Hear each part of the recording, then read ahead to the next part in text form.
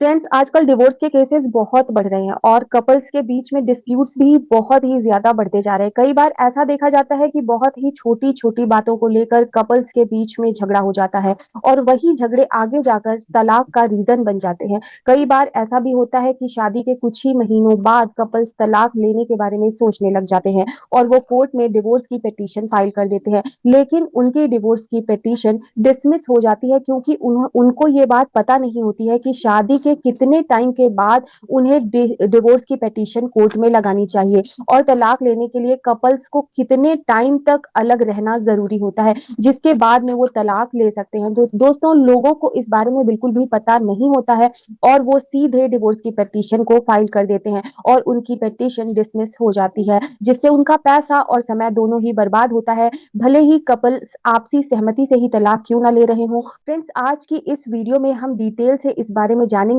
कि आप तलाक कैसे ले सकते हैं और उसके लिए आपको कितने समय तक अलग रहना ज़रूरी होता है और आप शादी के कितने टाइम के बाद में तलाक ले सकते हैं। तो नमस्कार दोस्तों, मैं हूँ एडवोकेट अपराजिता और आप देख रहे हैं आपका अपना चैनल लेट्स टॉक लॉज। दोस्तों, अगर आपने अभी तक हमारे चैनल को सब्सक्राइब नहीं किया है तो हमारे चैनल को सब्सक्राइब कर लीजिए और नीचे दिए गए बेल आइकन को भी प्रेस कर लीजिए ताकि हमारे चैनल की वीडियोस का नोटिफिकेशन आप तक पहुंच सके और आपको लीगल इन्फॉर्मेटिव वीडियोस डेली मिलती रहे। तो दोस्तों, चलिए वीडियो को स्टार्ट करते हैं। दोस्तों, शादी के बाद जब कपल्स के बीच में लड़ाई झगड़े होने लग जाते हैं तो एक दूसरे के लिए जो उनका इमोशनल कनेक्शन होता है वो भी लड़ाई झगड़ों की वजह से खत्म होने लग जाता है और उसके बाद में जो कपल्स हैं वो बहुत ज्यादा परेशान रहने लग जाते हैं और उनको ये बात समझ में ही नहीं आती है कि आखिर ऐसा क्यों हो रहा है और अब उन्हें आगे क्या करना चाहिए। कई बार दोस्तों, छोटे-छोटे लड़ाई झगड़े और इतने ज़्यादा आउट ऑफ कंट्रोल चले जाते हैं,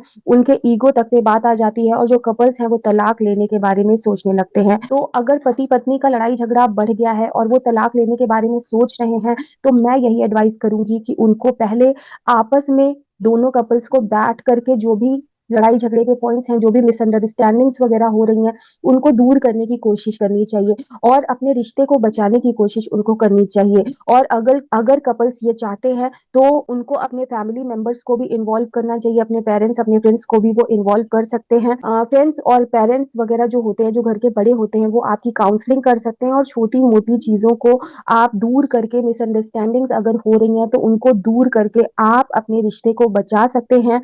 और अगर इससे भी बात नहीं बन रही है तो आप तलाक के बारे में आगे सोच सकते हैं कि जो मैटर है वो बहुत ही ज्यादा कॉम्प्लिकेटेड हो चुका है, इसमें सुलह समझौते का कोई चांस नहीं है। तो आप डिवोर्स लेने के बारे में डिसाइड अगर कर चुके हैं और आपको ये लगता है कि आपको अब इस रिश्ते से अलग होना चाहिए, आपको डिवोर्स लेना ही पड़ेगा, आप एक साथ बिल्कुल भी नहीं रह सकते हैं, तो दोस्तों इस सिचुएशन में हमारे देश में डिवोर्स लेने के 3 तरीके दिए गए हैं। 3 जो टाइप्स हैं उनमें से जो भी आपके केस में सुटेबल आपको लग रहा है उसके अकॉर्डिंग आप डिवोर्स के लिए फर्दर प्रोसीड कर सकते हैं। जिसमें सबसे पहला तरीका है म्यूचुअल कंसेंट से डिवोर्स लेना। म्यूचुअल कंसेंट यानी कि दोनों पार्टीज आपस में समझौता करती हैं, आपसी सहमति से वो तलाक लेना चाहती हैं और कोर्ट में वो दोनों पार्टीज अपनी टर्म्स एंड कंडीशंस पे तलाक ले लेती हैं। अब दोस्तों, दूसरा होता है कंटेस्टेड डिवोर्स, जहाँ पे एक पार्टी डिवोर्स लेना चाहती है जबकि दूसरी पार्टी जो है वो डिवोर्स नहीं लेना चाहती है।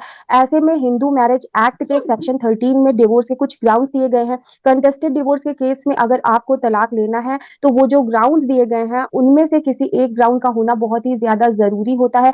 आपको कोर्ट में उस ग्राउंड को प्रूव करना होता है। अगर आप उनमें से किसी ग्राउंड को कोर्ट में प्रूव कर देते हैं तो आपको तलाक मिल जाता है। अब तीसरा जो टाइप होता है डिवोर्स लेने का वो होता है एक्स पार्टी डिवोर्स, यानी कि एक तरफा तलाक, जिसमें एक पार्टी डिवोर्स के लिए आवेदन करती है, डिवोर्स के लिए पिटीशन फाइल करती है और जो दूसरी पार्टी है वो बार बार सम्मन्स के बाद भी कोर्ट में अपीयर नहीं होती है, अपनी बात को नहीं रखती है। तो दोस्तों, ऐसी सिचुएशन में कोर्ट के द्वारा एक तरफा तलाक यानी कि एक्स पार्टी तलाक दे दिया जाता है, एक्स पार्टी ऑर्डर कर दिया जाता है। और यहाँ पे म्यूचुअल कंसेंट का अगर आप डिवोर्स लेना चाहते हैं तो उसमें ज्वाइंट पिटीशन लगानी होती है, दोनों पार्टीज एक ही पिटीशन कोर्ट में फाइल करती हैं। वहीं अगर कंटेस्टेड डिवोर्स आप लेना चाहते हैं तो उसमें एक पार्टी क्योंकि तलाक लेना चाहती है वो डिवोर्स की पिटीशन डालती है और दूसरी पार्टी को बाद में नोटिसेस वगैरह जाते हैं और उसके बाद में उनको कोर्ट में अपीयर होना होता है। लेकिन अब सबसे बड़ा सवाल ये आता है कि आखिर शादी के कितने टाइम के बाद आप तलाक ले सकते हैं या फिर आपका कितने साल अलग रहना जरूरी है तब आप तलाक ले सकते हैं। तो दोस्तों, इसको लेकर सेक्शन 14 हिंदू मैरिज एक्ट में बताया गया है कि आप शादी के कितने टाइम के बाद में तलाक ले सकते हैं। दोस्तों ये जो अलग-अलग टाइप्स हैं जिसके थ्रू आप डिवोर्स ले सकते हैं, ये डिपेंड करता है आपके केस के ऊपर। सबसे पहले हम बात करते हैं म्यूचुअल कंसेंट डिवोर्स की। अगर आप म्यूचुअल कंसेंट से डिवोर्स लेना चाहते हैं तो उसके लिए आपका 1 साल का सेपरेशन ज़रूरी होता है। तो दोनों जो पार्टीज़ हैं इसका 1 साल अलग रहना ज़रूरी होता है, तभी म्यूचुअल कंसेंट से डिवोर्स के लिए आगे बढ़ते हैं और उसके बाद में कोर्ट जो है वो उनको फर्स्ट मोशन के बाद में 6 मंथ की कूलिंग पीरियड देती है और हो सकता है उस कूलिंग पीरियड के बीच में दोनों पार्टीज के बीच में किसी तरह का समझौता हो जाए और वो तलाक ना लेना चाहें तो उनको सफिशिएंट टाइम दिया जाता है। दोस्तों अगर उनका समझौता हो सके तो कोर्ट जो है वो मैक्सिमम यही पॉसिबल एफर्ट करती है, यही ट्राई करती है कि शादी को बचाया जाए। लेकिन फिर भी अगर कपल जो है वो साथ नहीं रहना चाहते हैं तो ये जो 6 मंथ का कूलिंग पीरियड है उसको वेव ऑफ भी करवा सकते हैं। लेकिन यहाँ पे सबसे मेन चीज़ ये है कि आपका 1 साल का सेपरेशन होना बहुत ही ज़्यादा ज़रूरी होता है। दोनों पार्टीज़ अगर 1 साल से अलग रह रही हैं तो वो तभी इस केस को फाइल कर सकती हैं। अगर वो उनकी शादी को सिर्फ मान लीजिए 2 ही महीने हुए हैं, 4 महीने हुए हैं, 6 महीने हुए हैं, तो वो म्यूचुअल डाइवोर्स की पिटीशन को अगर फाइल करते हैं तो उनकी पिटीशन डिसमिस हो जाएगी, चाहे वो आपसी सहमति से ही क्यों ना अलग होना चाहते हों। उसके लिए भी दोस्तों उनका अलग रहना ज़रूरी होता है। अब दोस्तों कंटेस्टेड डिवोर्स की और एक्स पार्टी डिवोर्स के केस में बात कर लेते हैं।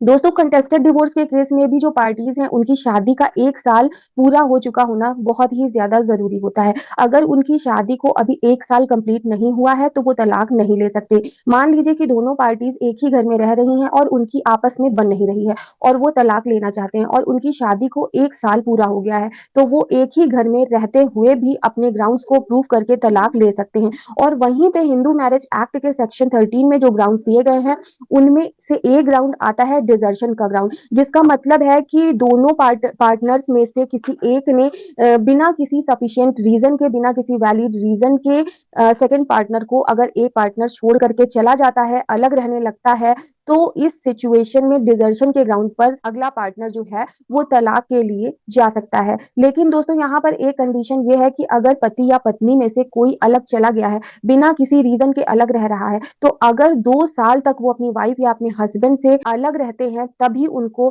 डिजर्शन के ग्राउंड पर डिवोर्स मिलता है। यानी कि इस केस में तलाक मिल सकता है अगर अलग रहते हुए 2 साल का समय पूरा हो चुका हो। दोस्तों उम्मीद करती हूँ कि आपको सारे पॉइंट्स क्लियर हो गए होंगे। फिर भी अगर आपके मन में कोई सवाल हो तो आप कमेंट बॉक्स में मुझसे पूछ सकते हैं या आप मुझे मेल कर सकते हैं या आप मुझे इंस्टाग्राम पर डीएम भी अपना सवाल कर सकते हैं। ऐसी ही और वीडियोस के लिए हमारे चैनल को सब्सक्राइब कर लीजिए, इस वीडियो को लाइक करिएगा, हमें सपोर्ट कीजिएगा। फिर मिलती हूँ नई इन्फॉर्मेटिव वीडियो के साथ। Till then bye bye.